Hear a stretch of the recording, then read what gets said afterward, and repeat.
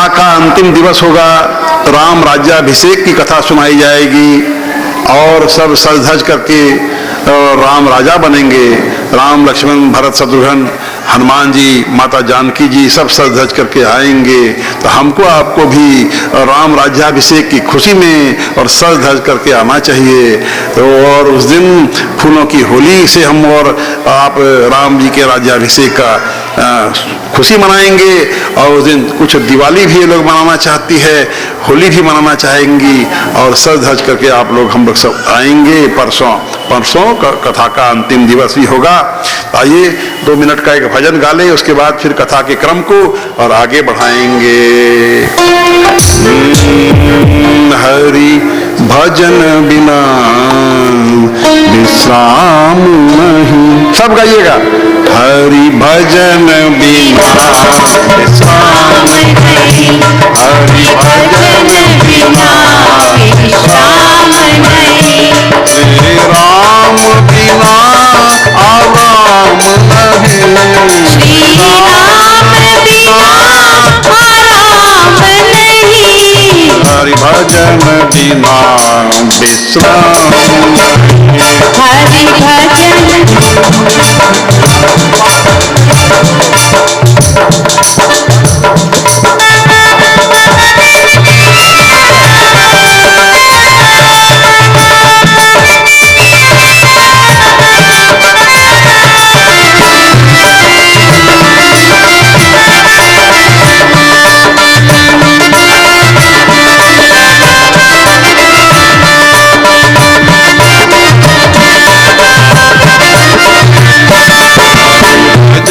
बिना विश्राम नहीं, हरि भजन बिना विश्राम नहीं, श्री राम बिना आराम नहीं, श्री राम बिना आराम नहीं, हरि भजन बिना विश्राम नहीं, हरि भजन बिना विश्राम नहीं।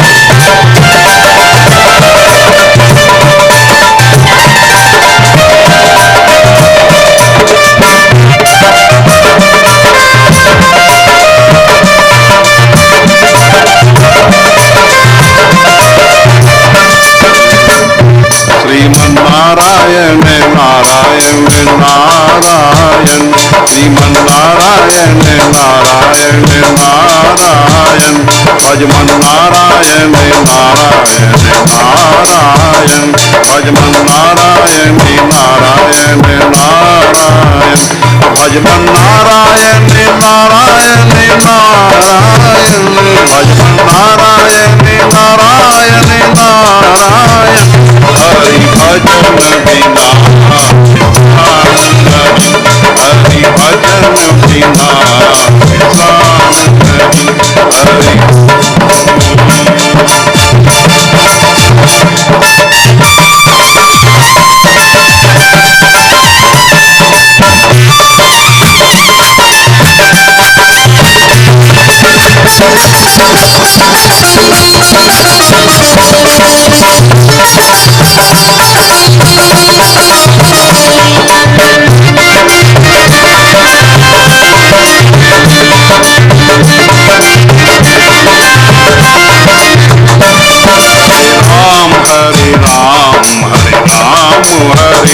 हरे राम हरे राम हरे राम हरे, हरे कृष्ण हरे कृष्ण हरे कृष्ण हरे, हरे कृष्ण हरे कृष्ण हरे कृष्ण हरे, हरे राम हरे राम हरे राम हरे, हरे राम हरे राम हरे राम हरे।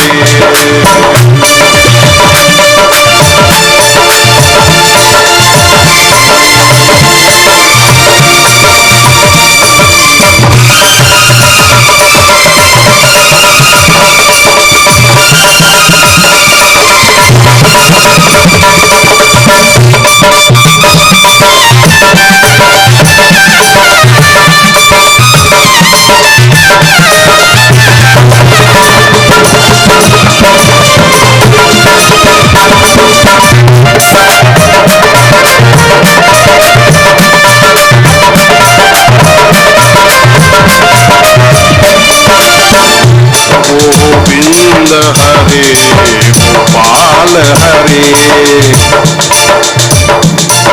गाइए, सब गाइए। गोविंद हरे गोपाल हरे, गोविंद हरे गोपाल हरे, गोविंद हरे गोपाल हरे, गोविंद हरे गोपाल हरे। जय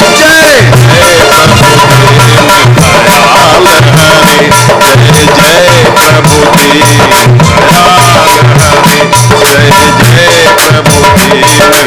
जय प्रभु दयाल हरे, जय जय प्रभु दयाल हरे। हरि भजन बिना विश्राम नहीं, हरि भजन बिना विश्राम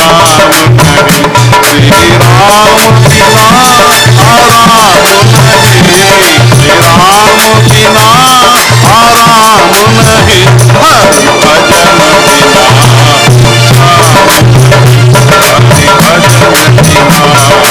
विश्राम नहीं, हरि भजन बिना विश्राम नहीं, हरि भजन बिना विश्राम नहीं, हरि भजन बिना विश्राम नहीं, हरि भजन बिना विश्राम नहीं।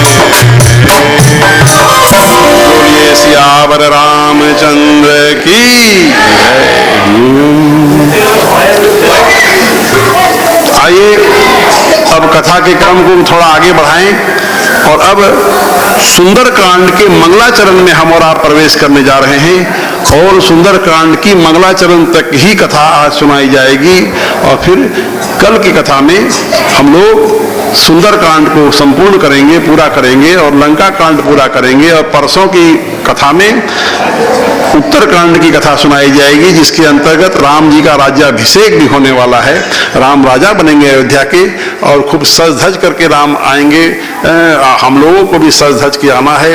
उस दिन उत्सव मनाएंगे, फूलों की होली के द्वारा भी मनाएंगे और कुछ दिवाली भी शायद यहाँ मनाया जाएगा। तो हम लोग खूब उत्साह पूर्वक और भाग लें परसों की कथा में। तो आइए सुंदर कांड में के मंगलाचरण में हम और आप प्रवेश करें। सुंदर कांड के मंगलाचरण में और तुलसीदास जी ने दो अद्भुत दुर्लभ वरदान मांग लिया है प्रभु श्री राम जी से, जो वरदान भगवान देना नहीं चाहते हैं। वो दो वरदान जल्दी भगवान देना नहीं चाहते, लेकिन तुलसीदास जी ने मांग लिया और पीछे से पैरवी करा दिया हनुमान जी महाराज की कि हे हनुमान जी, जो मैंने वरदान मांगा है आप जरा पैरवी कर दो, भगवान मुझको वो वरदान दे दें। जल्दी भगवान देना नहीं चाहते, लेकिन भगवान की मुसीबत तब हो जाती है, मजबूरी तब हो जाती है जब हनुमान जी जैसा कोई महान भक्त, हनुमान जी के जैसा कोई संत हमारी आपकी पैरवी करने लगता है तो भगवान मुसीबत में पड़ जाते हैं, मजबूर हो जाते हैं, उनको देना पड़ जाता है। तो यहाँ मंगलाचरण में 12 पंक्तियां हैं जिसमें सबसे पहले तुलसीदास जी ने और भगवान राम की स्तुति गाई है, फिर बीच में 2 पंक्तियों में 2 दुर्लभ वरदान मांग लिए और लास्ट के 4 पंक्तियों में और हनुमान जी से पैरवी किया है कि हे हनुमान जी आप मेरी पैरवी कर दो। अच्छा विचार कीजिए, मंदिरों में हम और आप जाते ही हैं, जहां कहीं भी राम जी का मंदिर है हनुमान जी से जरूर मुकाबला होता है। हनुमान जी गेट पर ही मानो बैठे रहते हैं। हनुमान जी का मंदिर में राम जी रहें कोई जरूरी नहीं, लेकिन राम जी के मंदिर में हनुमान जी की उपस्थिति निश्चित है। क्यों? क्योंकि भक्त जा रहा है मंदिर में, राम जी के मंदिर में, गेट पर ही हनुमान जी से दर्शन हो गया। हे हनुमान जी मैं जा रहा हूं अंदर, भगवान से कुछ मांगने के लिए जा रहा हूं, आप पीछे से जरा मेरी पैरवी कर दीजिएगा। इसलिए हनुमान जी गेट पर ही विराजित हैं। अच्छा लक्ष्मी नारायण जी के टेम्पल में भी आप गए होंगे तो क्या देखते हैं हमारा लक्ष्मी नारायण जी भीतर है, बाहर में गरुड़ जी हैं, बहुत बड़े भक्त हैं। वही बात है वहाँ कि लक्ष्मी नारायण जी से हम मांगने जा रहे हैं, हे गरुड़ जी आप जरा पैरवी कर देना। अच्छा शिव जी के मंदिर में भी तो हम और आप जाते हैं, नंदी बैठे हैं बाहर में, हे नंदी जी आप महान भक्त हो, आपकी बात को भगवान टालेंगे नहीं, मैं मांगने जा रही हूँ, मैं मांगने जा रहा हूँ शिव जी से, आप मेरी पीछे से पैरवी कर देना। तो यहाँ पर भी और तुलसीदास जी ने हनुमान जी से पैरवी करा दिया है, जो वरदान जल्दी भगवान देना नहीं चाहते हैं। क्या वरदान मांगा? भक्तिम प्रयच्छ रघुपुंगव निर्भराम में कामादि दोष रहितम कुरु मानसम च। 2 वरदान मांग लिया और पीछे से हनुमान जी की पैरवी कराई है। अतुलित बल धामम हेम शैलाभ देहम धनुजवन कृशानम ज्ञानी नामग्र गण्यम सकल गुण निधानम वानराणाम धीशम रघुपति प्रिय भक्तम बात जातम नमामि। बोलिए हनुमान जी महाराज की जय। तो 2 वरदान क्या मांगा? अपनी निर्भरा अर्थात पूर्ण अनपायनी दृढ़ भक्ति दे दो। भगवान से वरदान मांगा कि अपनी दृढ़ भक्ति दे दो, अनपायनी भक्ति दे दो, अर्थात पूर्ण भक्ति दे दो, अर्थात निर्भरा भक्ति दे दो। और दूसरा वरदान मांगा कि मेरे मन को काम आदि दोषों से मुक्त कर दो। काम, क्रोध, लोभ, मद, मोह, ईर्ष्या, दाह, अहंकार, ये सब मन के रोग हैं। अभी आप जाओगे कि भाई डॉक्टर से कि हमारे अहंकार का इलाज कर दो, तो डॉक्टर के पास में कोई दवा नहीं है कि हमारे काम, क्रोध, लोभ, मद, मत्सर, ईर्ष्या, दाह, अहंकार आदि का कोई ट्रीटमेंट है क्या? डॉक्टरों के पास में कोई ट्रीटमेंट नहीं। तो साधु संतों के पास में भले इसका ट्रीटमेंट मिल जाएगा, भगवान के पास इसका इलाज जरूर मिल जाएगा, लेकिन किसी डॉक्टर के पास में इन सब चीजों का इलाज नहीं है। तो तुलसीदास जी ने बोला कि भक्ति का वरदान दो, आपकी दृढ़ भक्ति हमारे जीवन में आवे। और दूसरा कि काम, क्रोध, लोभ आदि जितने मन के रोग हैं इनसे मैं मुक्ति हूं, मेरा मुक्त हो जावे। हाँ, अब विचार कीजिए, ऐसा 2 वरदान क्यों मांगा? भक्ति का वरदान क्यों मांगा? मांग सकते थे कि 1-2 करोड़ रुपया दे दो, धन दौलत दे दो, प्रॉपर्टी दे दो। नहीं, जो महान भक्त होते हैं वो सब नहीं मांगते, वो सब भगवान से भक्ति का ही वरदान मांगते हैं। और अभी हम और आप विचार करेंगे कि भक्ति का वरदान जल्दी भगवान देना क्यों नहीं चाहते। भक्ति का वरदान दे करके और भगवान फंस जाते हैं, उलझ जाते हैं, भक्तों के अधीन हो जाते हैं, भक्तों के बंधन में आ जाते हैं, भक्तों के वश में हो जाते हैं। एक तरह से भगवान लाचार हो जाते हैं, फंस जाते हैं। इसलिए भगवान जल्दी भक्ति का वरदान देना नहीं चाहते हैं। और उनके समक्ष लाचारी तब हो जाती है जबकि कोई विशेषकर सच्चा संत साधक की पैरवी करने लगे तो भगवान लाचार हो जाते हैं। और रामचरितमानस में अनेकों प्रसंगों में भगवान ने स्वयं इस तरह के संकेत दे दिए हैं कि वे भक्तों के वश में रहते हैं, भक्तों की रखवाली करते हैं, भक्तों के आगे पीछे चलते हैं, भक्तों की देखभाल करते हैं, भक्तों की रक्षा करते हैं। ऐसा संकेत राम जी ने स्वयं अनेकों प्रसंगों में दे दिया। और आप लोगों ने भक्तों की जीवनी पढ़ी होगी, संत महात्माओं के मुखारबिंद से सुनी होगी। आप लोग जानते होंगे कि संतों की रक्षा भगवान करते हैं, और भगवान उनकी देखभाल करते हैं, उनके भोजन आदि की व्यवस्था करते हैं। हर तरह से भगवान संत महात्माओं की रक्षा करते हैं। तो भगवान वो भक्ति का वरदान दे करके और स्वयं फंस जाते हैं, इसलिए जल्दी वो भक्ति का वरदान देना नहीं चाहते हैं। देखिए, मैं कुछ एक उदाहरण देता हूं कि भगवान भक्ति का वरदान दे करके और फंस जाते हैं। अब देखिए, नारद जी के संग प्रसिद्ध संवाद हुआ अरण्यकांड के अंत में, और नारद जी को निमित्त बना करके भगवान ने कितनी अच्छी बात कही कि मैं अपने प्रेमी भक्तों के लिए इस प्रकार घोषणा करता हूं। भगवान कह रहे हैं मेरे जो प्रेमी भक्त हैं उनके लिए मैं इस प्रकार घोषणा करता हूं, करऊ सदा तिनके रखवारी जिनी बालक राखै महतारी। करऊ सदा तिनके रखवारी जिनी बालक राखै महतारी। श्री राम जय राम जय जय राम, श्री राम जय राम जय राम जी कह रहे हैं कि मैं अपने प्रेमी भक्तों की वैसे ही रखवाली करता हूं जिस तरह से छोटे से नन्हे से बालक की रखवाली उसकी मां करती है। हाँ। और देखिए हनुमान जी के लिए कहा गया, सुमिरी पवन सुत पावन नामू, अपने बस करी राखे रामू। सुमिरी पवन सुत पावन नामू, अपने बस करी राखे रामू। जय राम जय राम जय जय राम, श्री राम जय राम, जय जय राम।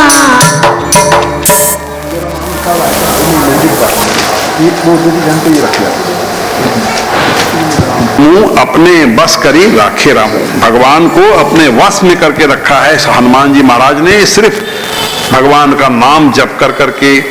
ऐसे बहुत सारे उदाहरण हैं। देखिए सुंदरकांड का प्रसंग है, प्रभु श्री राम जी ने अपना सिद्धांत कहा, अपने भक्तों के लिए अपना सिद्धांत भी कहा और अपना स्वभाव भी बता दिया है राम जी ने। देखिए भगवान अपना सिद्धांत किस तरह से कह रहे हैं, सन्मुख होई जीव मोहि जब ही, जन्म कोटि अग नासहि तब ही।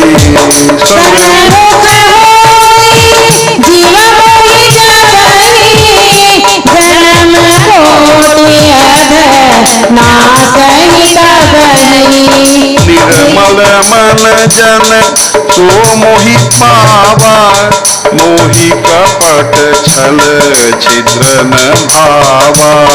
निर्मल मन जन सो मोहि पावा, मोहि कपट छल छिद्र न भावा।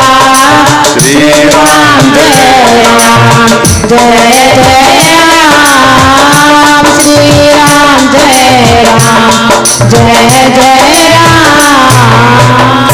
भक्तों के विषय में अर्थात भक्ति के विषय में अनेकों बातें भगवान ने कही। मैं थोड़े से उदाहरण जल्दी जल्दी आपके समक्ष रख रहा हूं। राम जी ने यहाँ अपना सिद्धांत बता दिया है 2 पंक्तियों में कि सन्मुख होई जीव मोहि जब ही, अर्थात जब हम और आप हमारे आपके जैसे जीवात्मा भगवान के शरणागत होते हैं तो उसका क्या फल मिलता है हमको आपको, जन्म कोटि अघ नासहि तब ही। जन्म जन्मांतर के करोड़ों जन्मों के जो पाप हैं वो दूर हो जाते हैं, वो नष्ट हो जाते हैं। भगवान की कृपा से हमारे जन्म जन्मांतर के पाप दूर हो जाते हैं।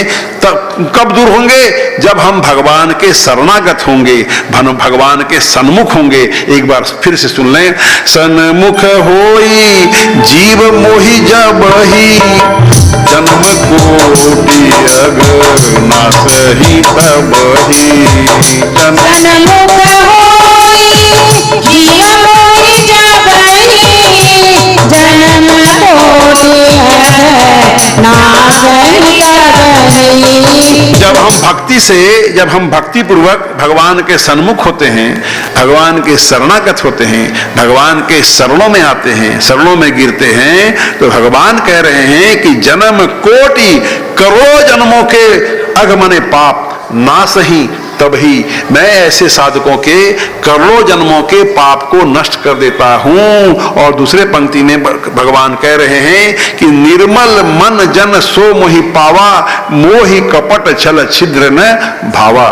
भगवान कह रहे हैं जिस प्राणी का, जिस भक्त का मन निर्मल होता है वही मुझको पा सकता है। मोहि कपट छल छिद्र न भावा, मुझको कपट छिद्र छल ये सब पसंद नहीं है। अच्छा विचार कीजिए, संसार से तो हम और आप कपट छल छिद्र कर सकते हैं, धोखा दे सकते हैं, कोर्ट में जाकर के आदमी गलत गवाही भी दे सकता है, लेकिन क्या भगवान से छल करने की ताकत है क्या हमको आपको? है, भगवान से छल हम और आप नहीं कर सकते। संसार से बहुत तरह का छल हम और आप कर सकते हैं, लेकिन भगवान से छल करने की ताकत हमारी आपकी नहीं है। भगवान कहते हैं कि जो निर्मल मन का होता है जन मनुष्य, वही मुझको पाता है। यहाँ भगवान ने अपना सिद्धांत बता दिया 2 पंक्तियों में, और आगे 2 पंक्तियों में भगवान अपना स्वभाव भी बताने जा रहे हैं। आप विचार करना मेरे भाई बहन, यदि हम और आप भगवान के सिद्धांत को जान लें और भगवान के स्वभाव को जान लें तो उससे डील करना, उससे व्यवहार करना हमारे आपके लिए सरल सरल हो जाता है। देखिए, किसी भी आदमी का, चाहे वो कितना ही बड़ा आदमी क्यों न हो, मिनिस्टर हो, साहब हो, हाँ, बहुत बड़ा हाकिम हो, उससे क्या, लेकिन उसका सिद्धांत यदि आप जान गए, उसका स्वभाव जान गए, तो उससे डील करना, उससे व्यवहार करना आपके लिए सरल हो जाता है। तो यहाँ भगवान ने स्वयं अपने मुखारबिंद से अपना सिद्धांत भी घोषित कर दिया और अपना स्वभाव भी बता दिया। तो अभी भी मैंने सिद्धांत बताया भगवान का, कि भगवान कह रहे हैं, प्रेरणा दे रहे हैं, हमको समझा रहे हैं, हमको आपको, कि तुम मेरे शरणागत तो हो, मेरे शरण में तो आओ, मैं तुम्हारे करोड़ों जन्मों के पापों को दूर कर दूंगा। देखिए, गीता में भी भगवान ने यही बात कही, अध्याय 18 श्लोक संख्या 66 में, सर्वधर्मान परित्यज्य मामेकं शरणं व्रज अहम त्वा सर्व पापेभ्यो मोक्षयिष्यामि मा शुच। गीता अध्याय 18 श्लोक संख्या 66। उसकी हिंदी कविता के रूपांतर इस तरह से है, तज धर्म सारे एक मेरी ही शरण को प्राप्त हो, मैं मुक्त पापों से करूंगा तू न चिंता व्याप्त हो। तो जो गीता में शिक्षाएं दी जा रही है, लगभग उसी तरह की शिक्षा और रामचरितमानस में भी हम और आप पाते हैं। शिक्षा में कोई अंतर नहीं है। तो यही बात मानस में भी यहाँ कहा जा रहा है कि आप मेरे सन्मुक्त हो, मेरे शरणागत तो आओ, मैं तुम्हारे करोड़ों जन्मों के पापों को दूर करने वाला हूं। और भगवान ने अपना स्वभाव अब अगले दो पंक्तियों में इस तरह से बताया है, जो नर होई चराचर द्रोही, आवे सभय शरण तकी मोही। जो नर होई चराचर द्रोही, आवे सभय शरण तकी मोही। तजी मद मोह कपट छल नाना, करऊं सत तेहि साधु समाना। जो तजी मद मोह कपट छल नाना, करऊं सत तेहि साधु समाना। श्री राम जय राम जय जय राम, श्री राम जय राम जय जय राम। भगवान ने अपना स्वभाव यहाँ बता दिया दो पंक्तियों में, और कह रहे हैं भगवान की, जो नर होई चराचर द्रोही, विश्व का सबसे बड़ा से बड़ा पापी भी क्यों न हो, यदि वो अपने पापों से भय खा करके और मेरे शरण में यदि आता है, जो नर होई चराचर द्रोही, विश्व का सबसे बड़ा से बड़ा पापी भी क्यों न हो, आवे सभय, सभय अपने पापों से भय खा करके, आवे सभय, सभय शरण तकी मोही, यदि अपने पापों से भय खा करके वो यदि मेरे शरण में आता है, तो भगवान कहते हैं, और चार चीजों को छोड़ करके आता हो। क्या चार चीजों को छोड़ना है? तजी, तजी माने त्याग करके आवे, छोड़ करके आवे। क्या क्या छोड़ने बोल रहे हैं भगवान? मद, मोह, कपट और नाना प्रकार के छल। यदि इन चार चीजों को हम छोड़ करके और अपने पापों से भय खा करके यदि भगवान के शरण में जाते हैं, तो भगवान यहाँ वादा कर रहे हैं रामचरितमानस में कि करऊं सद्य तेहि साधु समाना, मैं उसको साधु के समान महान बना दूंगा, पवित्र कर दूंगा, शुद्ध कर दूंगा। तजी मद मोह कपट छल नाना, करऊं सद्य तेहि साधु समाना। श्री राम जय राम जय जय राम, श्री राम जय राम जय जय राम। इस तरह से अनेकों बातें कही गई है भक्ति के विषय में, भक्तों के विषय में, और भगवान ने वादा किया है, आश्वासन दिया है कि तुम इस तरह के यदि भक्त बनोगे तो मैं तुम्हारे पापों को दूर कर दूंगा, चाहे तुम बड़े से बड़ा पापी ही क्यों न हो, मैं तुमको शुद्ध कर दूंगा, साधु के समान पवित्र बना दूंगा, तुमको हर तरह से दोष मुक्त कर दूंगा। इस तरह से भक्ति की महान महिमा का वर्णन हमारे सभी महान ग्रंथों में और हमारी सारे महान संत बार बार अनेकों प्रकार से हमको आपको समझा रहे हैं कि भक्ति की कितनी महान महिमा होती है। मैंने बहुत संक्षेप में यहाँ बताया। तो ये पहला वरदान मांगा है तुलसीदास जी ने, मंगलाचरण में, सुंदरकांड के मंगलाचरण में कि मुझको दृढ़ भक्ति दो, और दूसरा वरदान मांगा है कि मन के रोगों से मुक्ति दो। आइए थोड़ा मन के रोगों पर भी हम और आप विचार कर लें। श्री राम जय राम, जय जय राम, श्री राम जय राम, जय जय राम।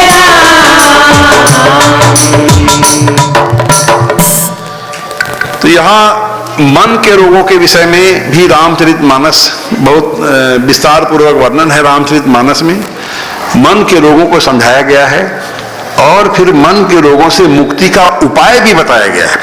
देखिए, रामचरितमानस इतना महान ग्रंथ है, दिव्य ग्रंथ है कि इसके अंदर में सिर्फ समस्याएं ही नहीं उठाई गई है, उसका समाधान भी बताया गया है। बहुत सारे लोग समस्या बता के चले जाएंगे लेकिन उसका समाधान नहीं बताते, उसका उपाय नहीं बताते।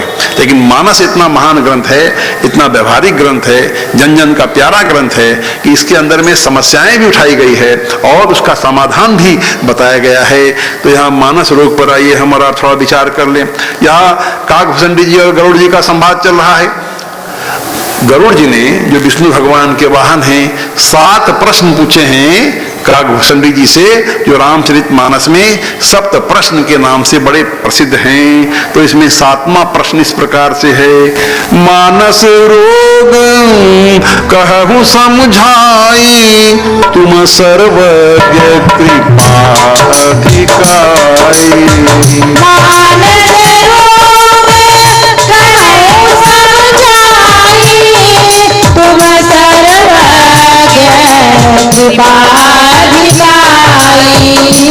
श्री राम जय राम, जय जय राम, श्री राम जय राम, जय जय राम।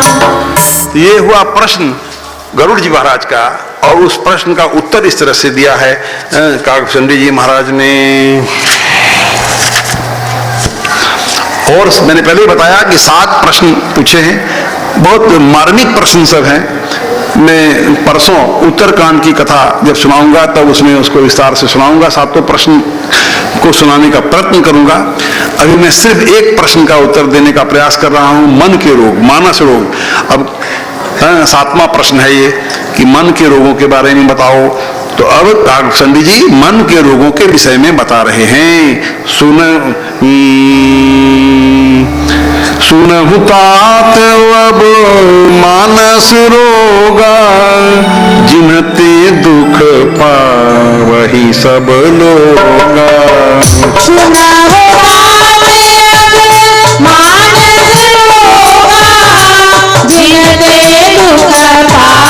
वही सब लोगा। श्री राम जय राम, जय जय राम, श्री राम जय राम, जय जय राम। तो मन के रोगों के बारे में अब बता रहे हैं, और मन के रोगों की तुलना शरीर के रोगों से किया है कुछ, जिससे कि हम और आप सरलता पूर्वक मन के रोगों के विषय में कुछ समझें। और जब तुलसीदास जी ने इस ग्रंथ को लिखा था 500 साल पहले, तब उस समय में न होम्योपैथी था, न आयुर्वेदिक ट्रीटमेंट था, न होम्योपैथी भी नहीं था और एलोपैथी भी नहीं था। उस जमाने में आयुर्वेद का ट्रीटमेंट चलता था। इसलिए मन के रोगों की तुलना आयुर्वेद के सिद्धांत के अनुसार तुलसीदास जी ने यहाँ तुलना किया है। और कहा है कि मोह सकल व्याधिन कर मूला, तिनते पुनि उपजहि बहु शूला।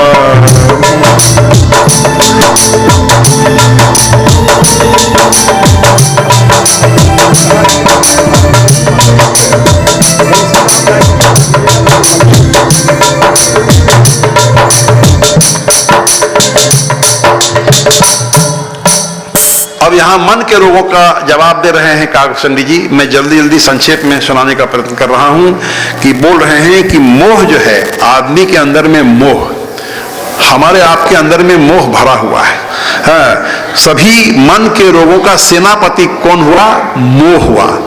मोह का मतलब है कि कई बात हम और आप जानते हैं, लेकिन जानते हुए भी हम उसको मानते नहीं हैं। हाँ, ये मोह का यही एक उदाहरण है।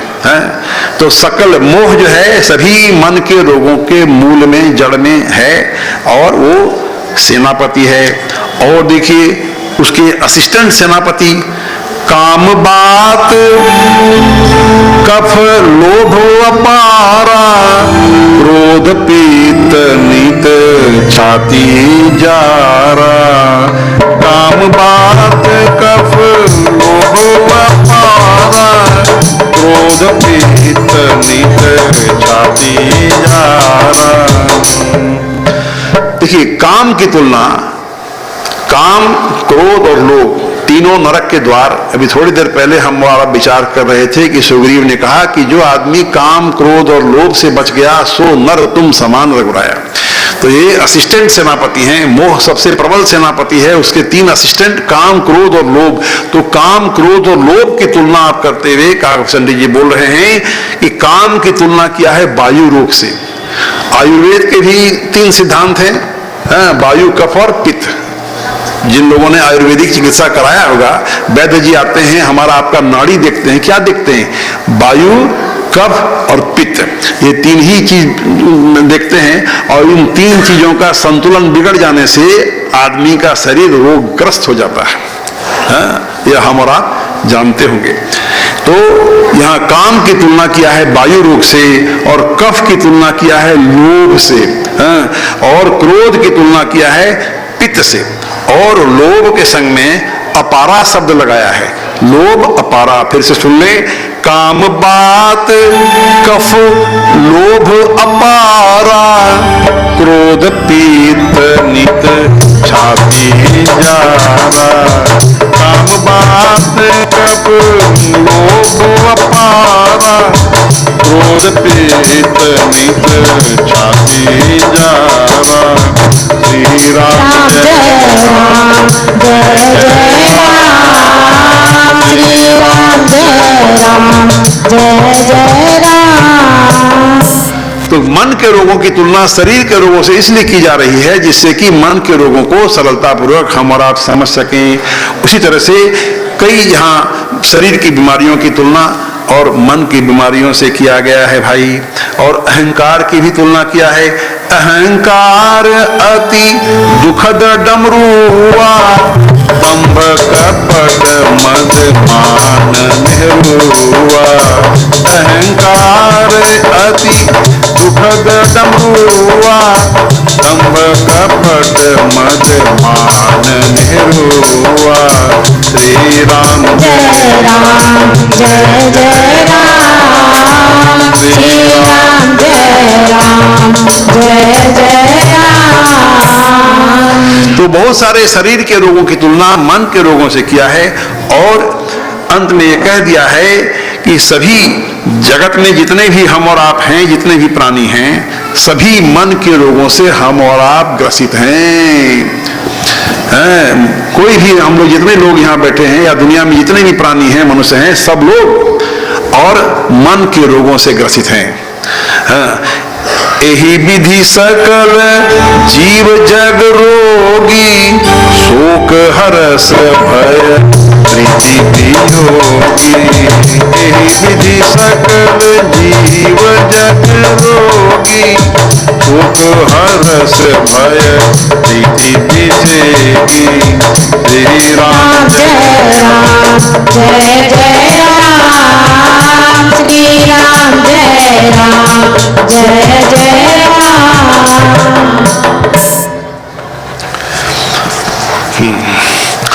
तो यहाँ बोला जा रहा है कि दुनिया में जितने भी प्राणी हैं सभी मन के रोगों से ग्रसित हैं।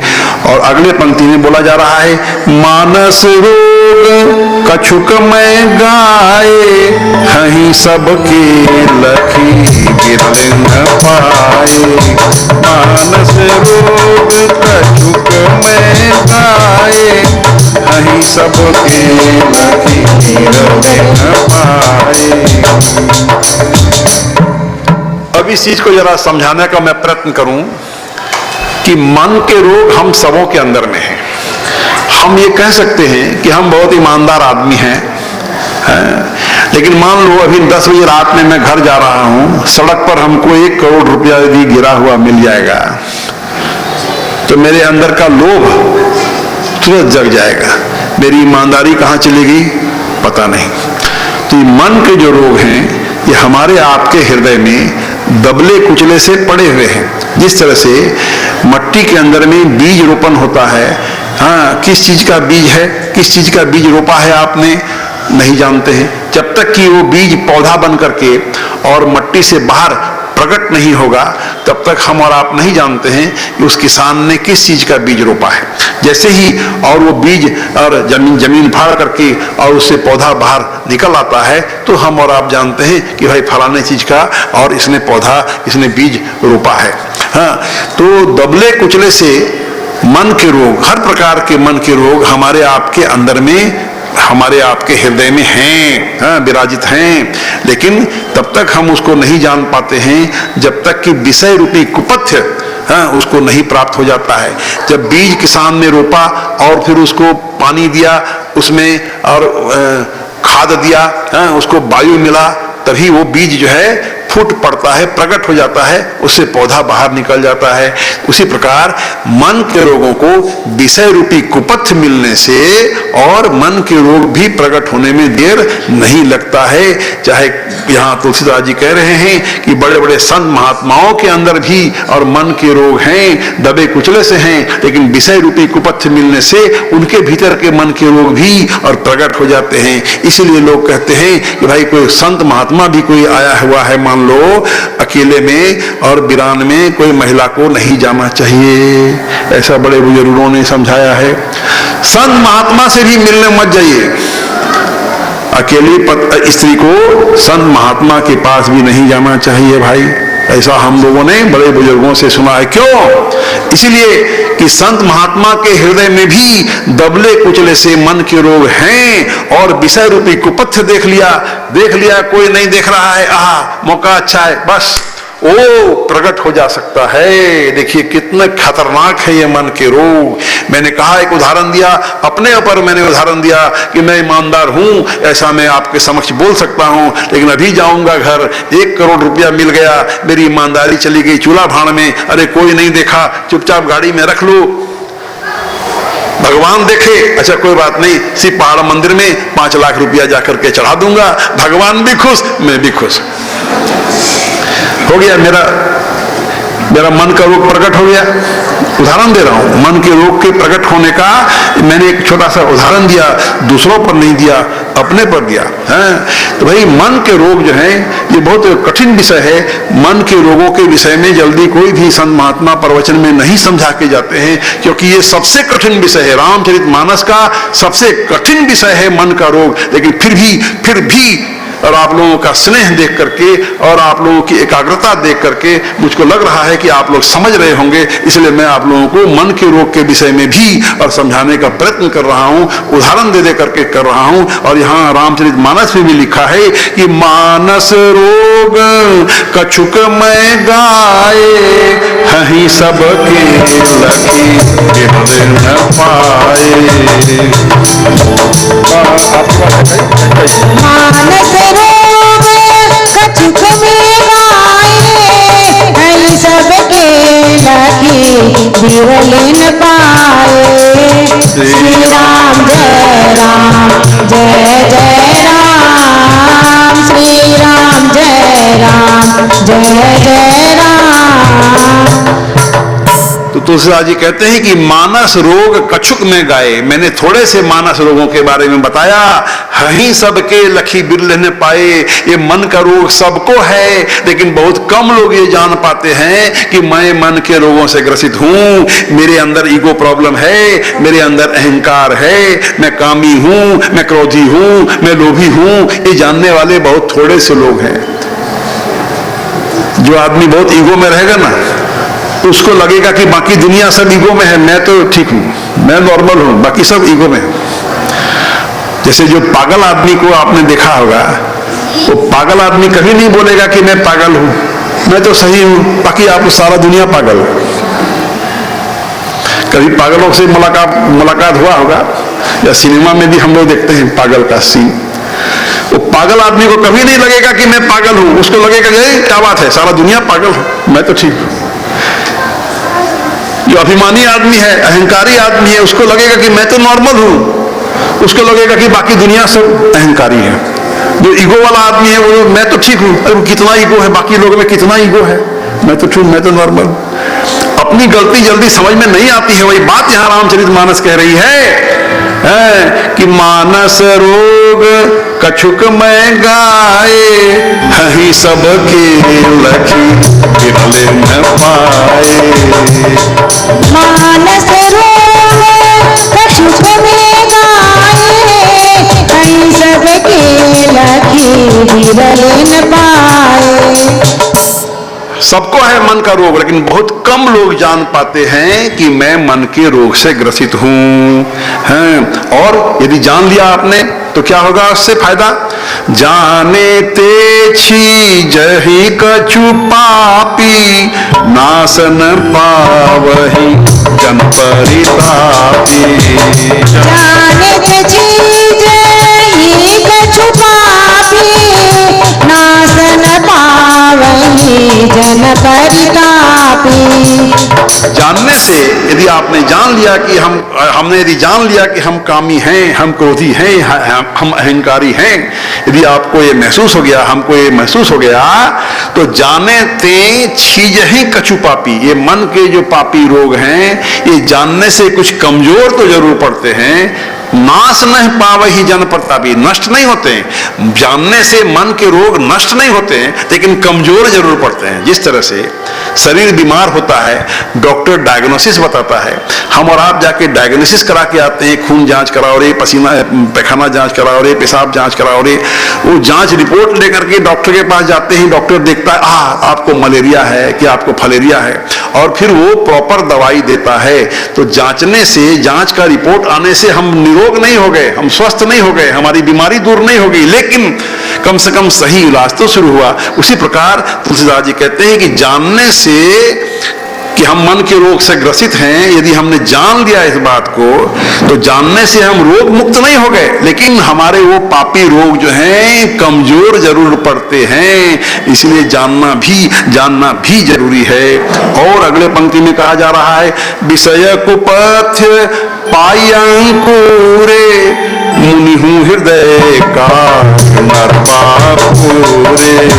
विषय कुपथ्य पाई अंकुरे, मुनिहु हृदय का नरपापुरे। श्री राम जय राम जय जय राम, श्री राम जय राम जय जय राम। और ये बता दिया जा रहा है यहाँ कि विषय रूपी कुपथ्य पाने से वो जो मन के रोग हैं वो अंकुरित हो जाते हैं। जैसे मैंने एक उदाहरण दिया कि भाई जा रहा हूं घर, 1 करोड़ रुपया पड़ा हुआ मिला, तो विषय रूपी कुपथ्य और हमने देख लिया, हमको मिल गया, तो मेरे लोभ का जो दबा कुचला सा जो था भावना, मेरे अंदर जो लोभ की भावना जो दबी कुचली सी थी, जो अभी दिखलाई नहीं दे रही थी, वो विषय रूपी कुपथ्य मिलने से उसको प्रकट होने में देर नहीं लगी। यही बात यहाँ कह रहे हैं कि साधारण मनुष्यों का तो बात छोड़ो, बड़े बड़े ऋषि मुनियों के हृदय में भी और विषय रूपी कुपथ्य आने से और मन के रोगों को प्रकट होने में देर नहीं लगता है। इसलिए मेरे भाई बहन, मैंने एक उदाहरण दिया कि बड़े बुजुर्गों के मुख से हमने भी ये सुना था कि एक रात्रि के समय में एक सुंदर स्त्री को संत महात्मा के यहाँ भी नहीं जाना चाहिए। श्री राम जय राम जय जय राम, श्री राम जय राम जय जय राम, श्री राम जय राम जय जय राम, श्री राम जय राम जय जय राम, श्री राम जय राम जय जय राम, श्री राम जय राम जय जय राम। तो बड़े संक्षेप में आपने मानस रोग के विषय में समझा। अब उसका उपचार बताया जा रहा है, उसका ट्रीटमेंट बताया जा रहा है कि यदि आपने समझ लिया कि मन के रोगों से हम और आप ग्रसित हैं, तो उसका इलाज क्या है। मैंने पहले ही कहा कि रामचरितमानस सिर्फ समस्या ही नहीं उठाती है, उसका इलाज भी बताती है। तो यहाँ मन के रोगों का इलाज भी सुन लीजिए और ध्यान से सुनिएगा, जिससे कि आप इस बात को ग्रहण कर सको। देखिए, 5 कंडीशन बताया जा रहा है, 5 प्रकार का शर्त इलाज के लिए, मन के रोगों से हम और आप मुक्त होंगे यदि ये 5 संजोग, 5 शर्तें, 5 कंडीशन यदि हम और आप फुलफिल कर सकें। विचार करते हुए श्रवण करेंगे। राम कृपा नासहि सब रोगा, जो एहि भांति बने संजोगा। राम कृपा नासहि सब रोगा, जो एहि भांति बने संजोगा। आप गिनती करते चलिएगा। 5 बातें क्या क्या, 5 शर्त क्या क्या है।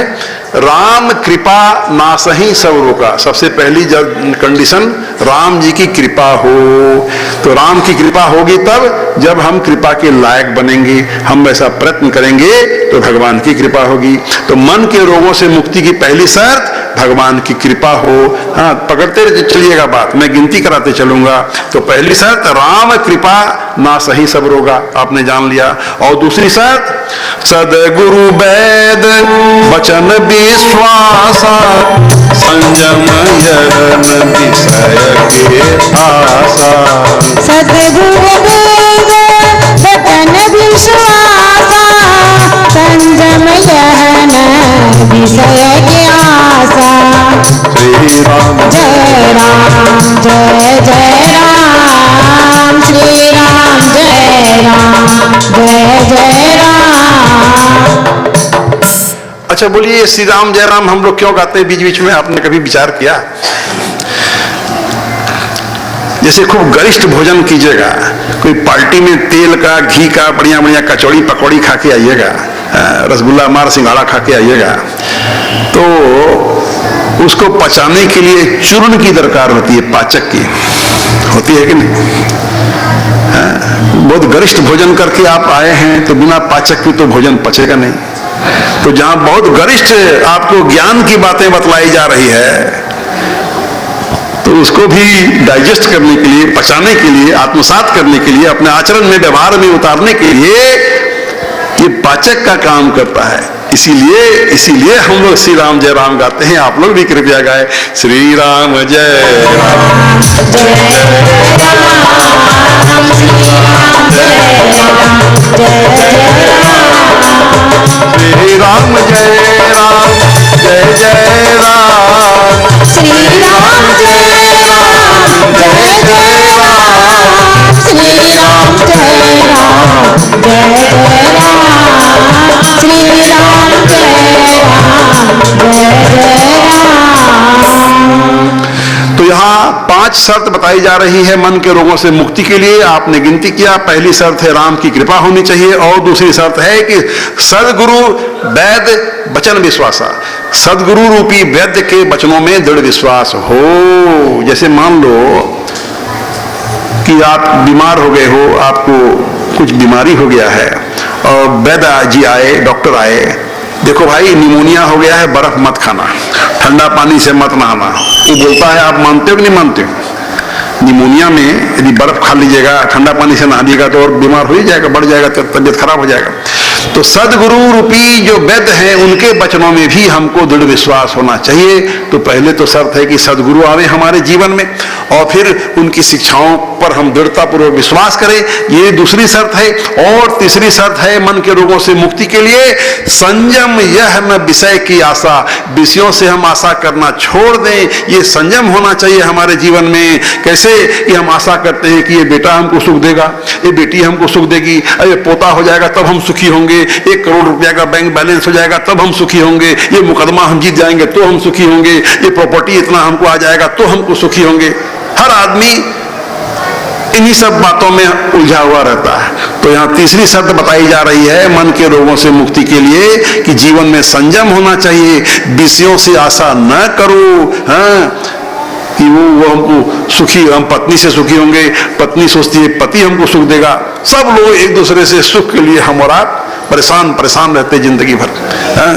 तो बोला जा रहा है कि ये संयम होना चाहिए हमारे जीवन में कि विषयों से हम आशा न करें। ये तीसरी शर्त आप गिनती करते चल रहे हैं। मन के रोगों से मुक्ति के लिए पहली शर्त भगवान की कृपा हो, दूसरी शर्त सदगुरुदेव आवे हमारे जीवन में और उनकी शिक्षाओं पर हम दृढ़ विश्वास करें, तीसरी शर्त कि संयम हो हमारे जीवन में कि विषयों से हम आशा न करें, और चौथी शर्त रघुपति भगति सजीवन मोरी, अनुपान श्रद्धा मति पूरी।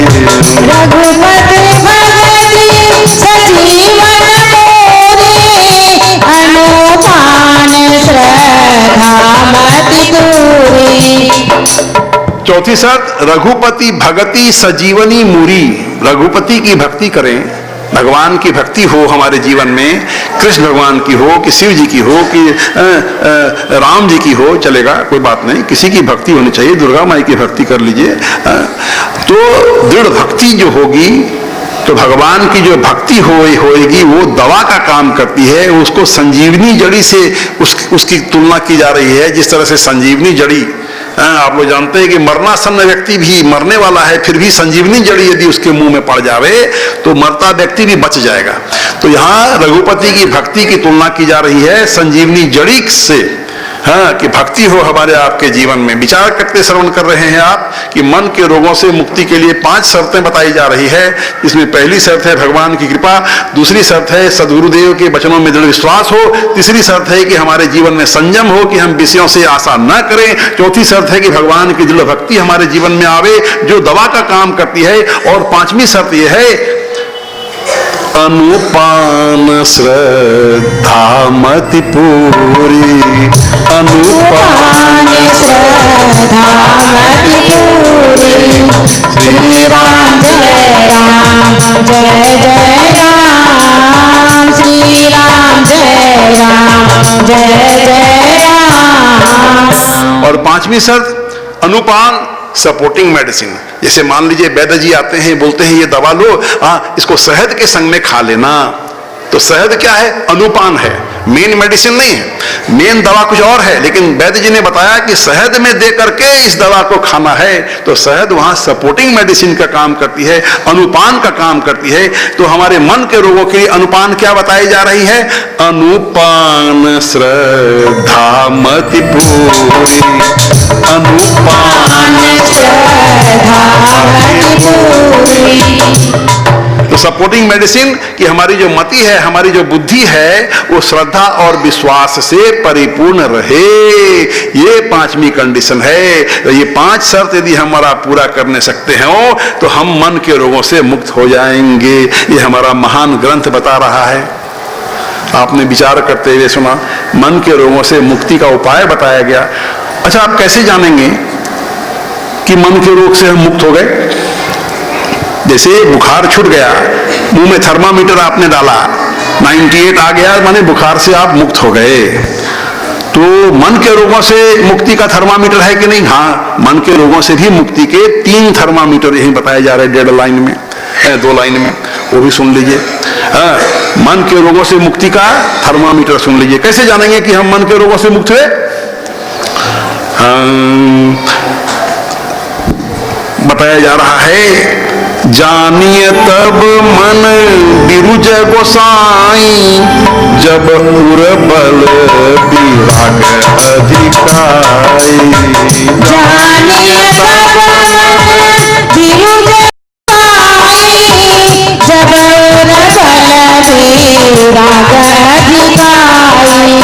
सुमति छुड़ावा हरि नित नई, विषय आस दूर बलता गई। सुमति छुड़ावा हरि नित नई, विषय आस दूर बलता गई। श्री राम जय राम जय जय राम, श्री राम जय राम जय जय राम। तो मन के रोगों से मुक्ति का थर्मामीटर यहां बता दिया गया इन 2 पंक्तियों में कि मन को निरोग हुआ तब जानिए जबकि हृदय में वैराग्य का बल बढ़ जाए। माने हृदय में वैराग्य आ गया, मान लो मजबूत वैराग्य आ जाए, तो समझिए कि मन के रोगों से हम और आप मुक्त हो रहे हैं। वो शमशान घाट वाला वैराग्य नहीं। शमशान घाट जाते हैं, वहां बरारी खूब वैराग्य आता है जब डेड बॉडी को जलते हुए देखते हैं। और जैसे ही मुंह घुमाया और भागलपुर में दनादन रसगुल्ला सिंघाड़ा खाया, कचौड़ी सब्जी, उस वैराग्य की बात नहीं हो रही है। जब दृढ़ वैराग्य आ जाए आपके हृदय में तो समझिए कि मन के रोगों से आप मुक्त हो रहे हो। और दूसरा थर्मामीटर, सुमति क्षुधा बाढ़ई नित नई। सुमति, सुमति, सुंदरमति, सुंदर बुद्धि रूपी भूख नित नई बढ़ती रहे। जैसे मान लो कि यहाँ राम कथा हो रही है, अगले महीना कई भागवत कथा होने वाली है, तो आपकी ये बेचैनी होनी चाहिए, आपके अंदर में ये इच्छा जागृत होनी चाहिए कि चलो वो भी सुनेंगे, वो भी देखेंगे, वहां ज्ञान की बात हो रहा है, वो भी पढ़ेंगे, रामायण भी पढ़ेंगे, गीता भी देखेंगे क्या है। माने आपकी भूख बराबर बढ़ती रहे। सुमति, सुंदरमति रूपी भूख, भगवान की भक्ति की भूख बराबर बढ़ती रहे आपके अंदर में। तो ये भी एक इंडिकेशन है, ये भी बताया जा रहा है कि आपके अंदर में मन के रोग से आप मुक्त हो रहे हैं। और तीसरी बात, तीसरी शर्त, विषयों की आशा रूपी दुर्बलता मिट जाए। माने विषयों से आशा करना बंद कर दीजिए।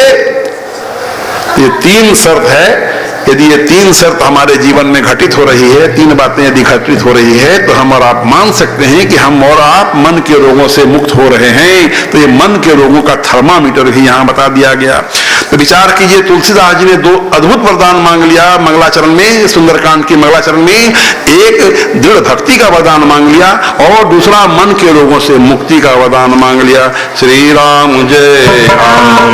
जय संसार सारं भुजगेन्द्रहारं सदा वसन्तं हृदयारविन्दे भवां भवानी सहितं नमामि। आरति श्रीरामायण जय जय कीरति कलित ललित सिरभिज गाव श्री राम जय राम जय जय राम। अब हनुमान जी की स्तुति गाई और हनुमान जी के 8 गुणों को यहाँ वर्णन किया गया। अतुलित बल धामम, आप बल के धाम हो, अतुलित बल के धाम हो। इतना बलवान आप हो कि आपको तौला नहीं जा सकता, आपकी तुलना नहीं की जा सकती। अतुलित, अतुलित, आपको तौला नहीं जा सकता। और देखिए भाई, हनुमान जी के जो 8 गुण हैं वो उसकी भी व्याख्या मैंने अपनी पुस्तक में की है। मैं अब उसके विस्तार में नहीं जा रहा हूं क्योंकि 7:30 बज रहा है और आप लोग को घर जाने की भी जल्दी होगी। तब मैं आग्रह करूंगा आयोजक महोदया से, आयोजक लोगों से कि आरती की व्यवस्था करें। श्री राम जय राम जय जय राम श्री राम।